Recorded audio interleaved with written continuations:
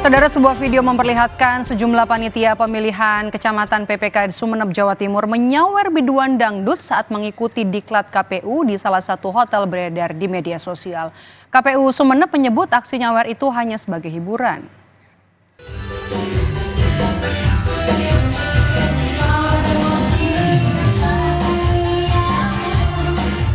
Aksi sejumlah pria sedang berjoget sambil menyawer para biduan dangdut ini terekam video amatir dan beredar di media sosial.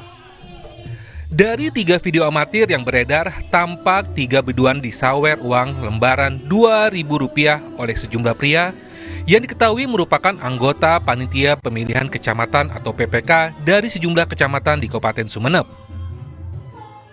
Komisi Pemilihan Umum KPU Sumeneb membenarkan aksi sawer anggota PPK. Kegiatan itu terjadi setelah diklat selesai. KPU Sumeneb meminta maaf pada masyarakat jika aksi itu menimbulkan kegaduhan di masyarakat. Itu pasca penutupan acara di malam hari, sekitar jam 10-an, karena kita hanya diberi waktu sampai jam 10:30 oleh pihak hotel untuk ketika ada hiburan. Jadi murni itu karena kita di tengah tahapan yang menumpuk saat ini, teman-teman ya butuh hiburan. Ya saya sebenarnya secara kelembagaan ya hanya bisa minta maaf ketika ini dianggap sesuatu yang tidak wajar dilakukan oleh penyelenggara.